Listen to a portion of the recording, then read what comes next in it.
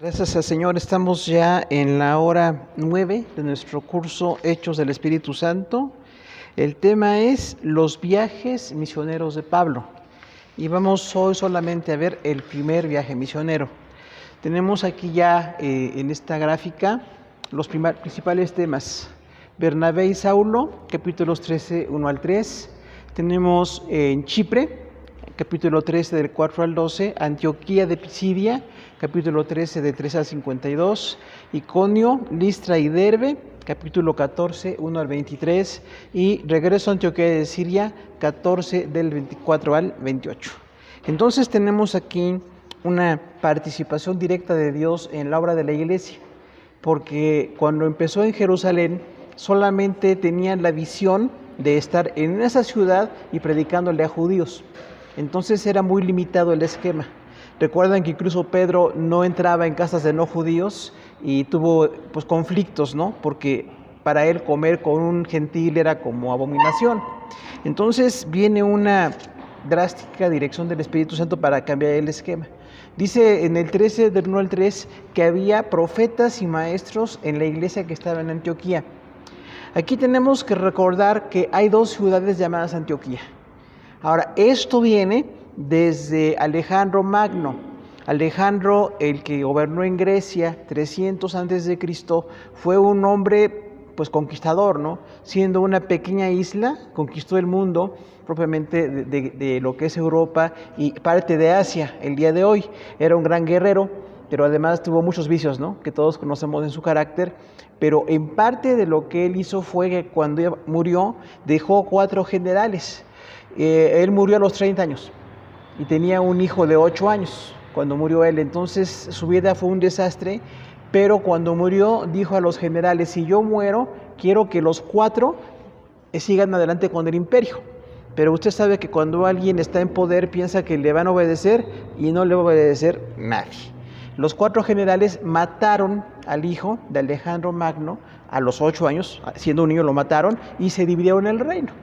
Entonces parte del reino fue lo que es Egipto y parte de lo que es Siria, para nosotros el día de hoy, ¿no? Entonces ahí en lo que es Siria tenemos muchos reyes que se llamaron Antíoco o Seleuco. Para nosotros es un nombre un poquito raro, ¿no? Pero son decenas de Antíocos o Seleucos, todos descendientes de aquel general al que supuestamente Alejandro le pidió que continuara con el reino. Pero el otro, general estaba en Egipto. Y ahí se llaman Ptolomeos. ¿Cuántos recordamos a Cleopatra, no? Que hay varias, es una dinastía de Cleopatras, pero la más famosa, una reina, ¿no? Que se casó con Marco Antonio de Roma y tienen una historia ahí romántica y una historia trágica también. Entonces, la historia se fusiona con la Biblia.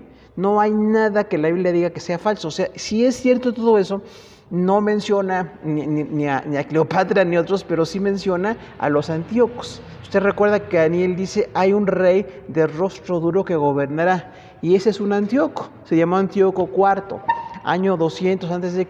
quiso gobernar en Israel, cambió a los judíos, mundanalizó mucho a la situación, pero él se llamó Antíoco. Y de este Antíoco y de todo el linaje de Antíocos o Seleucos tenemos 2 ciudades llamadas Antioquía.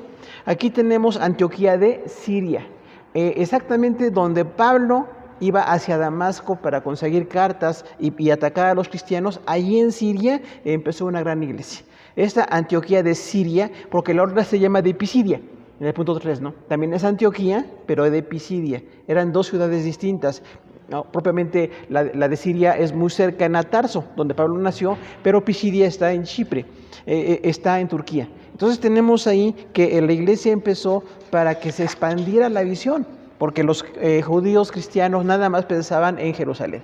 Entonces Dios llega y cambia el esquema y les dice: aparten a Bernabé y a Saulo.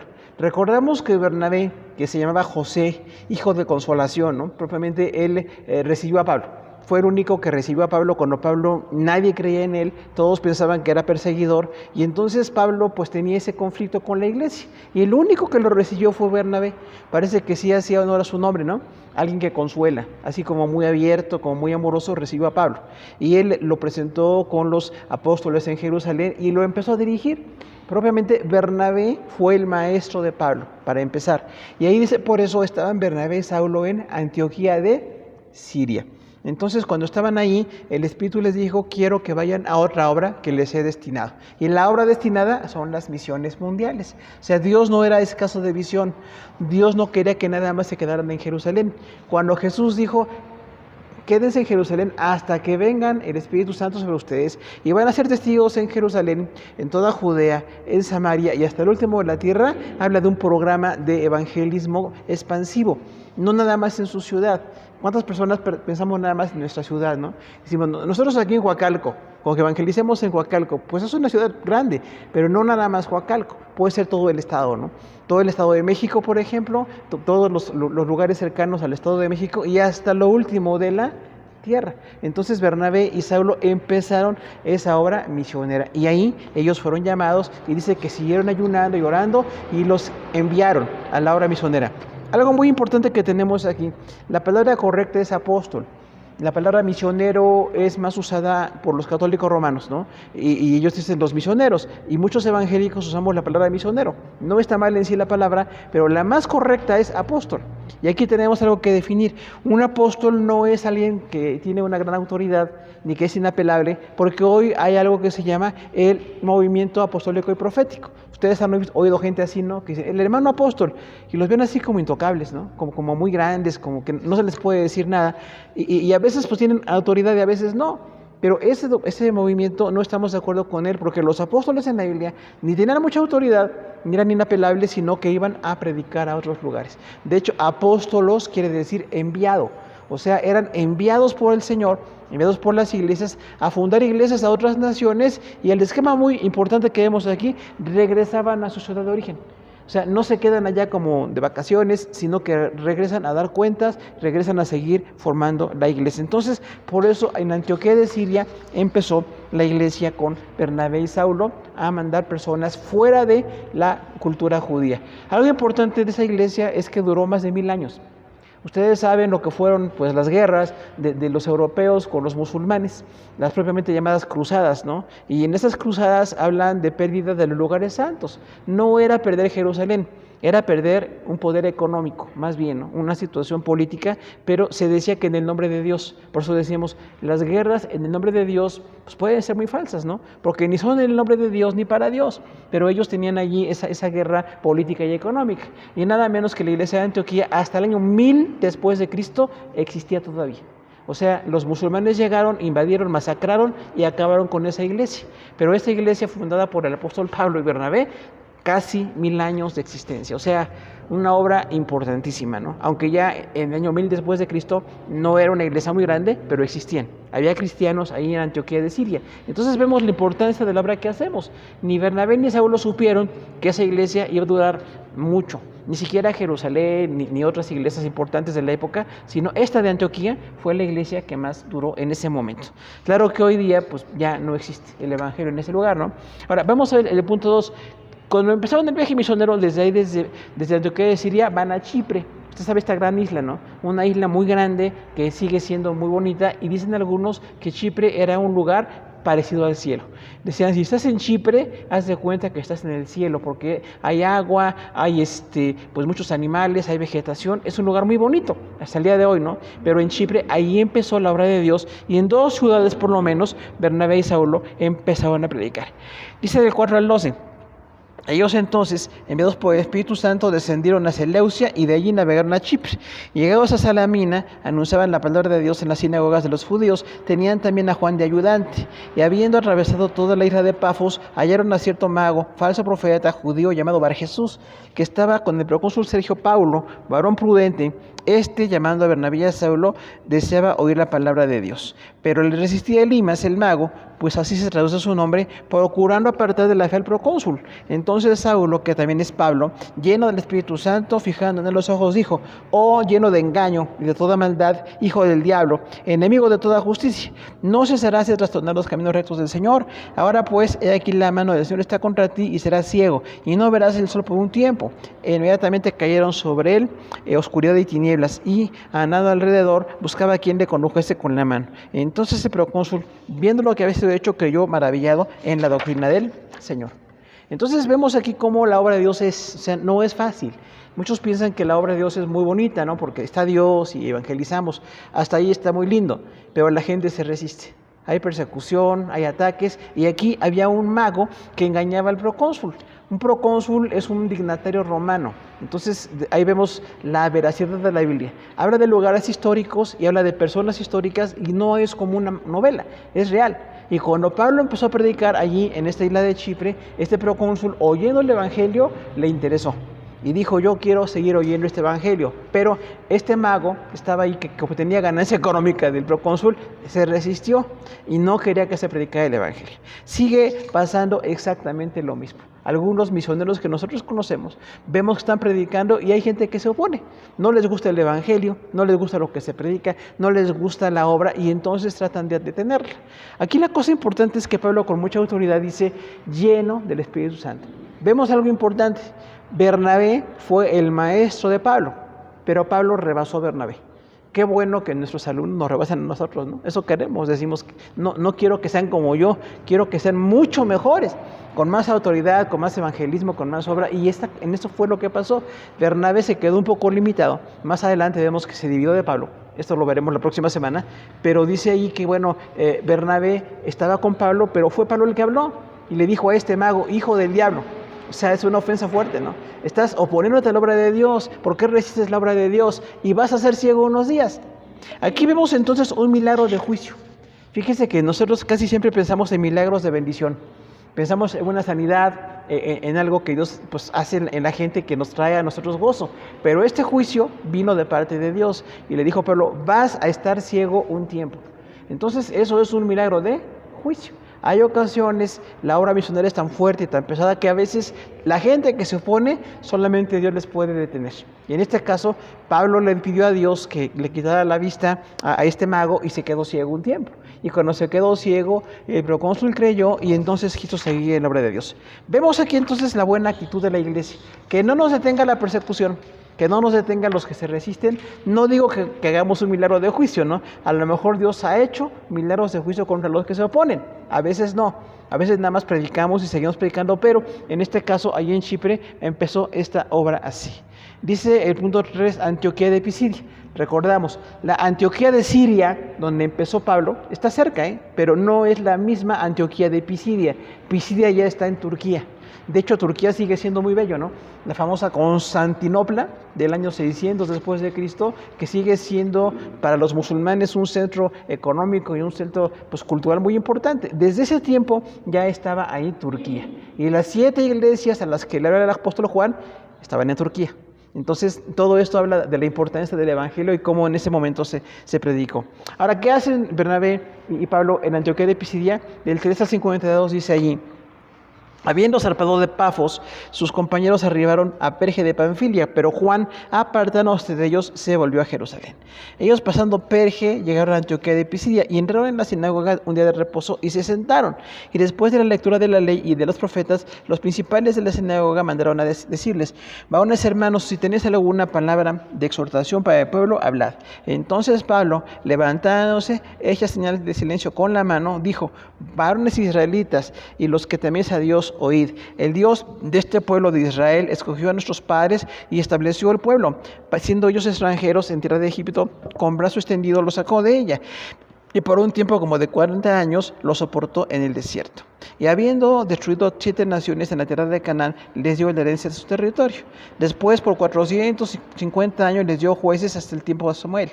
Luego pidieron rey y le dijo a Saúl, hijo de Gis, varón de la tribu de Benjamín, por 40 años. Quitado les levantó por rey a David, de quien también dio testimonio diciendo, he hallado a David, hijo de Isaí, un varón conforme a mi corazón, quien hará todo lo que yo quiero. Y la descendencia de conforme a la promesa de Dios, levantó a Jesús, el Salvador de Israel.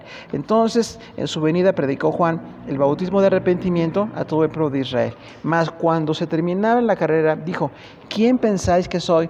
No soy yo él, mas he aquí viene uno tras mí, uno de quien no soy digno de desatar el calzado de sus pies. Varones hermanos, hijos del linaje de Abraham, y los que entre vosotros teméis a Dios, vosotros es enviada la palabra de esta salvación, porque los habitantes de Jerusalén y sus gobernantes, no conociendo a Jesús y las palabras de los profetas que leen todos los días de reposo, las cumplieron al condenarle. En esta parte del mensaje, aquí en Antioquía de Pisidia, vemos algo importante. Pablo llegaba y le predicaba a los judíos. O sea, en el orden de Dios, no quería predicarle a gentiles, sino primero a los judíos. Y siempre les predicaba como una oportunidad. Pero los judíos siempre rechazaron el mensaje de Dios. Lamentablemente no fue que la iglesia de Jerusalén nada más fue ahí que creyeron muchos. Fuera de Jerusalén, muchos judíos rechazaban. No querían el evangelio, decían que era como una blasfemia contra Dios. De hecho, los judíos siguen pensando que el cristianismo es una secta pues malévola, ¿no? No están de acuerdo con el evangelio. Y cuando Pablo les empieza a predicar allí en esa Antioquía, se presentó en la sinagoga y les habló la palabra de Dios. Algo también muy importante, Pablo señaló el pecado. O sea, no llegó con una actitud consecuente para convencerlos, ¿no? Sino que les dijo, hermanos, ustedes recibieron al Mesías, pero lo crucificaron. Entonces tienen que arrepentirse de haber matado al Mesías. También nosotros el día de hoy, cuando predicamos, tenemos que decir que la gente se arrepienta. Si hay un pecado de que alguien tiene que arrepentirse, hay que señalarlo, ¿no? Y les da la historia de Israel en Egipto. Dice, estuvo en Egipto en un tiempo, y ahí en Egipto por unos 40 años Dios les soportó en el desierto, después de 430 años de haber estado propiamente esclavizados ahí. ¿Qué fue lo que pasó en Egipto?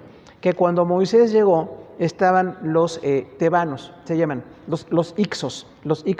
Era una tribu de faraones amistosos con los pueblos. Y cuando llegó Moisés, recibieron a Moisés tranquilos, pero después de un tiempo ya hubo una guerra y vinieron los tebanos. Los tebanos son de Tebas, otra ciudad importante en Egipto. Entonces los tebanos derrocaron a los ixos y quitaron a todos los amigos. Por eso 400 años los judíos fueron esclavizados ahí. Otra vez, para nosotros hoy Egipto no es importante.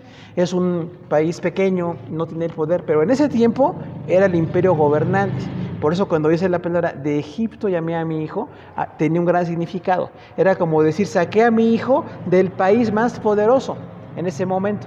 Ahorita para nosotros sería otro país, ¿no? Del cual Dios sacara a su hijo. Después, incluso cuando Jesús, siendo chiquito, fue llevado por José y María a Egipto para cumplir la profecía, ¿no? Dice, de Egipto llamé a mi hijo. Quiere decir que de un lugar muy poderoso Dios sacó a los judíos. Porque Dios puede, ¿no? En ese momento, usted recuerda que Egipto tenía el poder, no les dejó ir libremente, el faraón se opuso, las 10 plagas que vinieron fueron tremendas, pero hasta en la 10ª plaga, por fin los judíos salieron. Entonces, aquí Pablo les habla la historia de Israel. Israel fue escogido por Dios, pero no para nada más ellos, sino que predicaran el evangelio a otras naciones.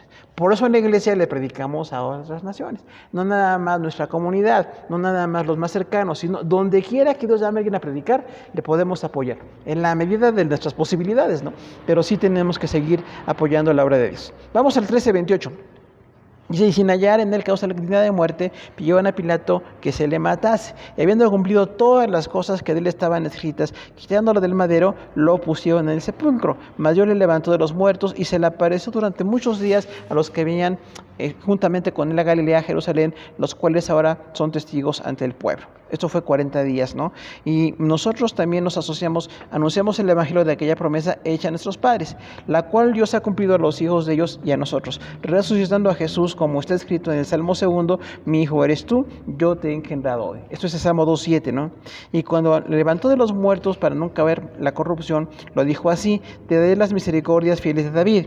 Pero dice también en otro salmo, no permitirás que tu santo vea corrupción. Salmo 16:10. Porque a la verdad David, habiendo servido a su propia generación, según la voluntad de Dios, durmió y fue reunido con sus padres y vio corrupción. Mas aquel a quien Dios levantó no vio corrupción. Sabed pues varones hermanos, que por medio de él se os es anunciada la salvación de Dios, esto es el perdón. Y el que todo el pueblo que por la ley de Moisés no pudieron ser justificados, él es justificado a aquel que cree. Mirad pues que no venga sobre vosotros lo que esté dicho en los profetas. Mirad, oh menospreciadores, y asombraos, y desapareced, porque yo hago una obra en vuestros días, obra que no creeréis si alguien os la contara. O sea, esto es Habacuc 1:5. Dice, cuando salieron ellos de la sinagoga de los judíos, los gentiles les rogaron que el siguiente día de reposo les hablasen de estas cosas. Y después de la congregación, muchos de los judíos y de los prosélitos piadosos siguieron a Pablo y Bernabé, quienes sabiéndoles les persuadían que perseverasen en la gracia de Dios. Y el siguiente día de reposo se juntó toda la ciudad para oír la palabra de Dios.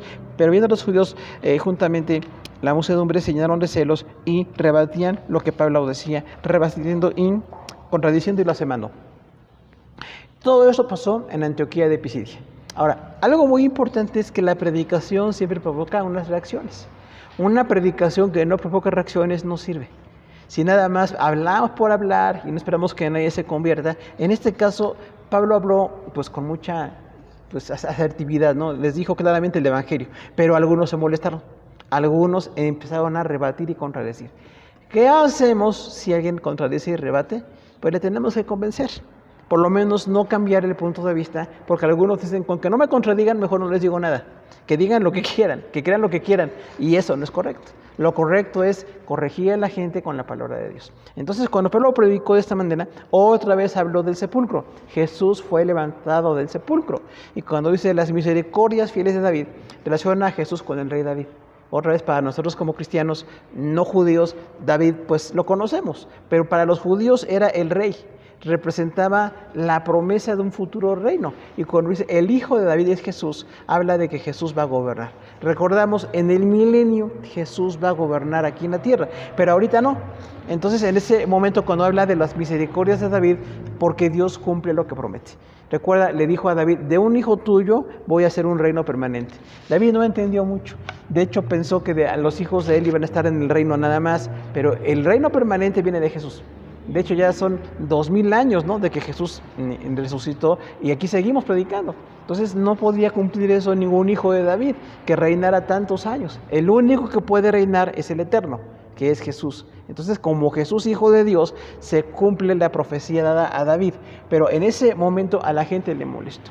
Entonces, ¿qué es contradecir? Oponerse a lo que dice alguien en la enseñanza. Y blasfemar es ofender. O sea que cuando usted predica, hay gente que puede contradecir y hay gente que se puede ofender. O puede ofendernos a nosotros. O sea, estamos preparados para lo que sea. Cuando predicamos aquí en la iglesia es muy lindo, ¿no? El grupo de cristianos, los hermanos que conocen del Señor, es muy bonito. Pero predicar a la gente que no conoce de Dios, podemos esperar la peor reacción. Esperamos que se conviertan, pero a veces en vez de convertirse, están atacando. No sé cuántos nos han contradicho cuando hemos predicado algo, ¿no? Y no es cierto, y estás mal, y no entiendes, y no estás haciendo las cosas bien. Nos digan lo que nos digan, tenemos que comprobar con la palabra lo que estamos diciendo. Si de verdad estamos en un error, podemos ser corregidos, pero si estamos predicando la palabra, nadie tiene por qué corregirnos. Y Pablo siguió predicando, y ahora es importante, dice, y una semana después le dijeron, ven para que sigas predicándonos esto. O sea, el evangelio a veces tarda, no siempre es así automático, que predicamos y se convierte la gente, que es muy bonito, a veces tardan. Y estas personas no quisieron convertirse, y a la siguiente semana otra vez rebatiendo y contradiciendo. ¿Qué hace Pablo? Dice, bueno, pues ustedes no quieren la salvación, habrá otros que sí la quieran. O sea, le vamos a predicar a otras personas. Vamos allá al 13:46, que dice, entonces Pablo y Bernabé, hablando con denuedo, dijeron, a vosotros a la verdad era necesario que se os hablase la palabra de Dios, mas puesto que la desecháis y no os juzgáis dignos de la vida eterna, he aquí que nos volvemos a los gentiles, porque así os ha mandado el Señor diciendo, te he puesto por luz a los gentiles, a fin de que seas para salvación hasta lo último de la tierra. Esto es Isaías 42 y 49. Los gentiles, oyendo esto, se regocijaban y glorificaban la palabra del Señor, y cayeron todos los que estaban ordenados para vida eterna. Y la palabra del Señor se difundía por toda aquella provincia. Pero los judíos instigaron a mujeres piadosas y distinguidas y a los principales de la ciudad, y levantaron persecución contra Pablo y Bernabé, y los expulsaron de sus límites. Ellos entonces, sacudiendo contra ellos el polvo de sus pies, llegaron a Iconio. Esto es un testimonio, ¿no? Diciéndoles, y los discípulos estaban llenos de gozo y del Espíritu Santo. O sea que de rebatir y contradecir, ahora están persiguiendo. Entonces, cuando usted predica, por eso estamos con tanta preocupación por los misioneros, ¿no? Los misioneros están muy expuestos a muchas persecuciones. Nosotros vivimos en un país supuestamente cristiano, repito, supuestamente, pero hay lugares donde es prohibido ser cristiano, incluso es pena de muerte a los que se dicen ser cristianos. Entonces, a esos misioneros tenemos que apoyarlos, tenemos que estar apoyando la obra de Dios. Y aquí vemos entonces cómo trabajan los verdaderos misioneros. Los misioneros verdaderos son gente que sigue predicando. No así de mucha autoridad, ni con autoritarismo, ¿no? Sino predicando la palabra del Señor. Y predicando la palabra, dice que buscaron mujeres distinguidas, judías, para atacar a Pablo. O sea, hicieron una confabulación contra Pablo y Bernabé y empezaron a atacarlos y a blasfemar y a atacar la palabra de Dios. Entonces, hermanos, cuando la gente se pone en ese plan, ¿qué hacemos? Pues seguimos, ¿no? Porque lo que dice aquí Bernabé y Pablo es muy importante. Nosotros les predicamos a ustedes para darles el lugar de que reciban la palabra de Dios, pero si no quieren, vamos a irnos a los gentiles. Ahora, esto causó dos sentimientos. En los judíos, enojo. Siguieron enojados, siguieron blasfemando, siguieron oponiéndose. Pero en los gentiles, recuerden, los no judíos, como nosotros que no somos judíos, ¿qué pasó? Estaban muy alegres, porque decían, bueno, si la palabra va a ser predicada, qué bueno. Ahora, eso quiere decir, hermano, que quienes recibimos la palabra, a veces no tenemos la mejor actitud. A veces estamos en contra, no estamos de acuerdo, no nos gusta. Y si es así, pues nos podemos quedar con la decisión que ya tomamos. Pero quienes de verdad quieren seguir en las cosas de Dios, tienen que seguir predicando la palabra. Por eso cuando alguien ya no quiere seguir en las cosas de Dios, nos preocupa. No nos da gusto que alguien se aparte, pero no podemos detenernos por esas personas y dejar de predicar. O para que no se vayan, no predicamos lo correcto. Tenemos que seguir predicando sin abusar, pero sí predicar con autoridad la palabra, y los que quieren serán bienvenidos. Y dice aquí que los gentiles se regocijaron. O sea, los no judíos estaban muy contentos. Y aquí decimos una acotación: nosotros no somos judíos, porque hay muchas iglesias muy judaizantes, hablan la palabra shalom, ¿no? Que es paz, pero nosotros no somos judíos. Y tienen ahí la estrella de David, y tienen banderas judías. Parece todo muy judío. Entonces no somos judíos, somos mexicanos, ¿no? Por eso sí decimos, gracias a Dios tenemos a Cristo, pero no somos judíos. Tenemos una diferencia con el judaísmo muy grande en cuanto a la fe. Apreciamos que reciban el Evangelio, esperamos que lo reciban, pero si no lo reciben, es decisión de ellos. Nosotros predicamos con los no judíos. Y gracias a Dios que no siendo judíos, aquí estamos nosotros como creyentes, ¿no? Entonces hay que distinguir claramente. Quienes no quieren, pues oramos por ellos, ojalá que quieran. Pero con los que sí quieren, con eso nos quedamos, ¿no? Por eso siempre decimos en la iglesia, están los que quieren estar. Y si quieren estar, qué bueno. Y no quisiéramos que hubiera otros, ¿no? Pero los que no quieren estar, no nos toca más que orar por ellos, pero no podemos estar deteniendo la obra por los que no quieren, ¿no? Vamos a estar trabajando con los que sí quieren. Luego, repetimos, en este primer viaje misionero son 8 ciudades. En el segundo viaje son 18, que veremos la próxima semana. Por eso la clase va a durar 2 horas. No, va a dar lo mismo. Pero aquí, en estas 8 ciudades, estaban en Antioquía de Siria, en Chipre, 2 ciudades en Chipre, luego están en Antioquía de Pisidia, y ya que los judíos no quisieron y los corrieron, ellos dicen que sacudieron el polvo de sus pies como testimonio. Esto es muy judío. Sacudir el polvo de los pies es como decir, no quiero llevar nada con ustedes. Ya les prediqué el Evangelio y no quisieron, sacudimos el polvo de los pies. O sea, nosotros no lo hacemos porque no somos judíos, pero para los judíos eso significó. Sacudir el polvo de los pies es como romper la relación con esos judíos, porque no quisieron recibir el Evangelio. Y otra vez, quienes no quieran, pues oramos por ellos, pero no podemos detener la obra de Dios por ellos. Luego entonces van a Iconio, Listra y Derbe, que son 3 ciudades en Turquía. Y ahí vemos algunas cosas importantes. Dice el 14:1, aconteció en Iconio que entraron juntos a la sinagoga de los judíos y hablaron de tal manera que creyó gran multitud de judíos y asimismo de griegos. Esto es la predicación, ¿no? Mas los judíos que no creían excitaron y corrompieron los ánimos de los gentiles contra los hermanos. Por tanto, no se detuvieron ahí mucho tiempo, hablando con denuedo, confiados en el Señor, el cual daba testimonio de la palabra de su gracia, concediendo que se hiciesen por mano de ellos señales y prodigios. Y la gente de la ciudad estaba dividida. Unos estaban con los judíos y otros con los apóstoles. Pero cuando los judíos y los gentiles, juntamente con sus gobernantes, se lanzaron para enfrentarlos y apedrearlos, esto es persecución. Habiéndolo sabido, huyeron a Listra y Derbe, ciudades de Licaonia, y a toda la región circunvecina. Y allí predicaban del Evangelio. Y vi a un cierto hombre de Listra, sentado, imposibilitado de los pies, cojo de nacimiento, que jamás habían dado. Tenemos aquí entonces cómo empieza la obra en Turquía, Iconio, Listra y Derbe. Pero en Iconio ya no hubo mucha predicación, porque enseguida hubo oposición. O sea, en cuanto empezaban a predicar en la sinagoga de los judíos, Bernabé y Pablo, los judíos se opusieron y estaban en contra y armaron ahí violencia. Y entonces decimos, si alguien no quiere, tenemos que ir a predicar a otro lugar. Pero entonces, hermano, quiere decir que hay que seguir haciendo la obra de Dios, aunque se opongan. Porque muchos decimos, si alguien se opone, ya no sigo. Imagínense si Bernabé y Pablo se hubieran detenido por los judíos que no querían, no hubiera evangelio, ni siquiera estaríamos aquí hoy nosotros como cristianos. Entonces, con valor, con determinación, hay que continuar. Aunque esos no quieran, nosotros sí queremos continuar. Y entonces dice que después de estar en Iconio y ser atacados, fueron a Listra y Derbe, ciudades de Licaonia. Licaonia es una región. Esto es Licaonia, ¿no? En ese tiempo era una región y ahí predicaron en varias ciudades. Es interesante que ahí no dice cuánto duraron los apóstoles en este primer viaje misionero. Hay lugares donde dice, se quedaban ahí unas semanas, unos años, 2 años, pero aquí no dice cuánto duraron. Sin embargo, en este viaje hubo oposición y en la oposición ellos tuvieron que seguir adelante. Vamos a ver el 14:9.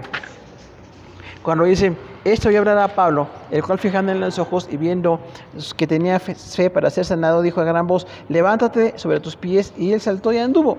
Una sanidad divina. Entonces la gente, visto lo que Pablo había hecho, alzó la voz diciendo en lengua licaónica, dioses bajo la semejanza de hombres han descendido a nosotros. Y a Bernabé llamaban Júpiter y a Pablo Mercurio, porque este era el que llevaba la palabra. Y el sacerdote de Júpiter, cuyo templo estaba frente a la ciudad, trajo toros y guirnaldas delante de las puertas y juntamente con la muchedumbre quería ofrecer sacrificios. Esto es idolatría. Cuando lo oyeron los apóstoles Bernabé y Pablo, rasgaron sus ropas y se lanzaron entre la multitud dando voces diciendo, varones, ¿por qué hacéis esto? Nosotros también somos hombres semejantes a vosotros, que os anunciamos que de estas vanidades os convirtáis al Dios vivo, que hizo el cielo y la tierra, el mar y todo lo que en ellos hay.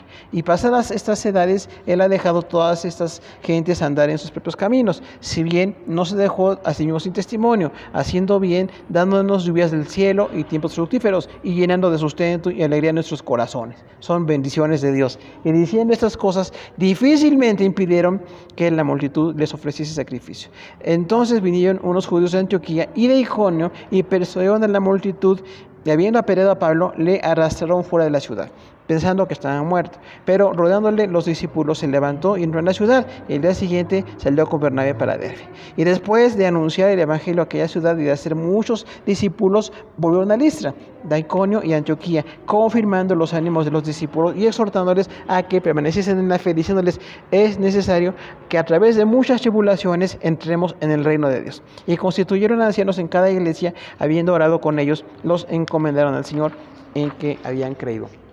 O sea, aquí tenemos una gran obra en Listra y Derbe, porque dice claramente aquí que cuando estaban predicando la palabra, hubo gente que creyó. Gracias a Dios, hay gente que cree cuando predicamos, pero enseguida viene como una confusión. Al ver una sanidad de un cojo, porque recuerden, las sanidades siguen sucediendo, oramos por los enfermos y pueden ser sanados. A veces no sabemos por qué son sanados unos y otros no, Dios sabe. Nuestra labor nada más es orar por los enfermos. Y cuando Dios sana a alguien, viene entonces esa reacción.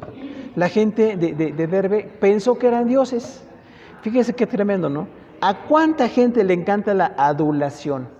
Fíjense que adulación se parece a adoración, ¿verdad? Muy parecido, es casi lo mismo, ¿no? Como decir algo bueno de otro, como si fuera Dios. Y entonces estas personas de Derbe dijeron, estos son dioses bajo forma humana que vienen a hablarnos, vamos a ofrecerles sacrificio. Trajeron toros y guirnaldas y les querían ofrecer ahí comida y adorarlos.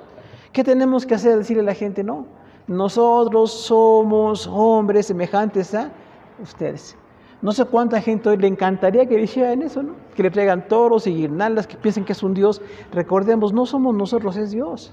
Aún los grandes evangelistas, que Dios usa mucho en sanidades, porque sigue habiendo, ¿no?, hermanos que Dios usa en sanidades, no son ellos. ¿Quién es? Es Dios. A veces a los evangelistas se les olvida y como que reciben mucha gloria, ¿no? Y miren qué bueno, yo soy el hombre de Dios y la mujer de Dios. Incluso hemos visto muchos lugares donde la persona se siente tan grande que parece intocable. No quiero decir nombres porque no es edificante, pero conocimos un evangelista que se hace llamar el siervo de Dios.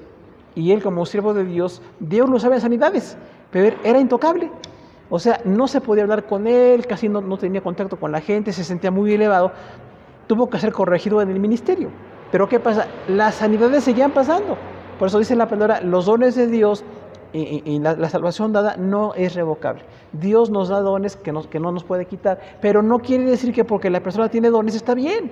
O sea, en este momento a la gente le encanta la adulación, piden mucho dinero, viajan así como gente muy importante en todos los sentidos, ¿no? Piden cosas extraordinarias y piensan que la gente les tiene que dar.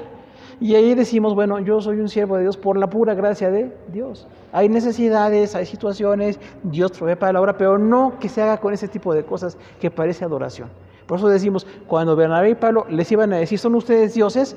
Dijeron, no, somos hombres. Ahora, cuando le dicen que son hombres, entonces cambia la actitud de la gente. Ya no les adoran, pero entonces vienen algunos problemas en la obra de Dios. Por eso decimos, cuando hacemos la obra de Dios, qué bueno que hay amor, que hay contacto, que hay relación con la gente, pero que de ninguna manera caigamos en abuso.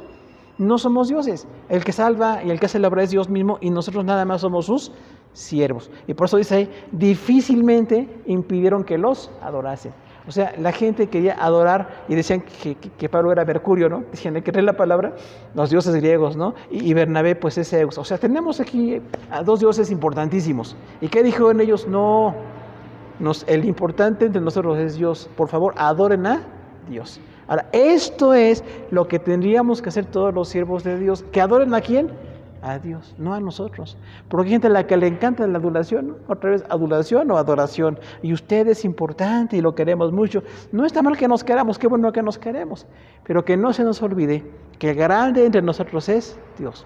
Quien merece la gloria es Dios, quien corrige es Dios, quien tiene la autoridad es Dios. Y nosotros somos solamente sus siervos. Tenemos un gran privilegio, ¿no? Pero sí hay muchas personas que les encanta la adulación. Les encanta el reconocimiento, incluso en lo económico, ¿no? Son abusivos, decimos, pues tienen así como muchos lujos, y esto da un mal testimonio. Incluso hay lugares donde piensan que los que estamos en el ministerio somos millonarios. Eso piensan, ¿no? Ustedes son ricos, tienen un negociazo, a ustedes les va bien. Pues no, la verdad es que tenemos la bendición de Dios, pero no siempre tiene que ser algo económico. De hecho, más bien causa muchos problemas. La gente que abusa de lo económico con las iglesias, tengamos cuidado con eso. Pero aquí Bernabé y Saulo nos enseñan, ¿no? No nos adoren a nosotros, adoren a Dios. Den para la obra de Dios, apoyen la obra de Dios, pero no es algo personal. Ahora, el último lugar donde ellos están es que regresan a Antioquía de Siria. Y aquí tenemos un esquema misionero muy importante. Dice del 24 al 28. Pasando luego por Pisidia, vinieron a Panfilia, y habiendo predicado la palabra en Perge, descendieron a Atalía. De allí navegaron a Antioquía, donde también habían sido encomendados a la gracia de Dios para la obra que habían cumplido. Y habiendo llegado y reunido a la iglesia, refirieron cuán grandes cosas había hecho Dios con ellos y cómo había abierto la puerta de la fe a los gentiles. O sea, estos son los apóstoles. Y se quedaron ahí mucho tiempo con los discípulos. ¿Qué hace un misionero? Pues regresa al lugar que lo mandó. Si los mandaron desde Antioquía de Siria, ahí regresaron ellos. En este primer viaje, después de visitar 8 ciudades, regresaron a Siria y dieron informes. O sea, los misioneros siempre tienen que estar reportándose con la iglesia que les apoye. Porque hay algunos hermanos que piensan que las iglesias nada más tenemos que dar y nos dan informes. No se presentan, no tienen un contacto. Y ahí tenemos una gran falla. Los misioneros siempre tienen que regresar al lugar que les predicó, que los envió. En este caso, cuando llegaron Bernabé y Saulo ahí a Siria, Antioquía de Siria, les dijeron, Dios hizo grandes cosas. Fuimos a 7 ciudades, hubo convertidos, hubo persecución, nos querían decir dioses, pero no nos dejamos adorar, y ahora tenemos que regresar aquí. Ahora, cuando la iglesia que los mandó los recibe, la iglesia es edificada. No sé si aquí recordamos a algunos misioneros que han venido, y cuando vienen nos edifica mucho, porque decimos, qué buenos sus testimonios, sus necesidades. Aún ahora pasamos por enfermedades y cosas difíciles, oramos por ellos, pero lo importante es que sigan reportándose en la iglesia que los mandó, porque la iglesia que los mandó les está sosteniendo, hasta en lo económico, ¿no? Por eso decimos, cuando hablamos de misiones, aquí en la iglesia un porcentaje es para misiones. El 10% de lo que ingresa en la iglesia cada mes es para misiones. Va parte de la acción religiosa y parte de los misioneros que tenemos, pero siempre tenemos que tener un compromiso con los misioneros, no nada más en la iglesia local. Hay muchas personas que les encanta la iglesia local, que esté más elegante, que esté más grande las instalaciones. Eso no está mal en sí, pero no tienen ningún enfoque misionero. No les interesa mucho apoyar. Y hay otros que están tan interesados en las misiones que descuidan la iglesia local. Por eso decimos, nosotros queremos cuidar la iglesia local, no queremos descuidarla, pero también apoyar las misiones. Y de esa manera tenemos un reporte de los misioneros. O sea, el apóstol tiene que llegar a dar informes. Otra cosa, hasta en lo económico, ¿no? ¿Cuánto recibieron? ¿En qué gastaron? ¿En qué no se gastó? ¿Qué necesidades hay? Y por eso tenemos ahí nosotros incluso la semana antepasada nuestra junta de pastores de nuestro pequeño grupo de iglesias y reportamos. Todos reportamos lo económico, las obras que tenemos, doctrinas. Sí es importante esa comunión, porque igual hay personas que les encanta andar solos, ¿no? No sé cuántos son llaneros solitarios. ¿Se acuerdan los de mi generación? El llanero solitario era un héroe, ¿no? Pero hay algunos que dicen, yo ando solitario, no le reportó a nadie, yo solito soy el siervo de Dios, la sierva de Dios, y así quieren manejarse. Y ahí decimos, hay un error, ningún apóstol tiene que trabajar solo. Incluso cuando se enferman, cuando tienen cosas difíciles, la iglesia que les apoyamos, estamos orando por ellos, les visitamos, vemos que necesitan y de esa manera tenemos un contacto. Entonces, un misionero no es superhombre, ni supermujer, ni superhéroe, ni tenemos que tenerlo muy elevado como, ay, deja que haga lo que quiera, no, porque algunas iglesias sí hacen eso. No se le puede decir nada porque es el apóstol o porque es la apóstol o la misionera, no, decimos, eso se tiene que ir corrigiendo. Pues terminamos la hora 9, hermanos. Muchas gracias por su atención. Gracias a todos.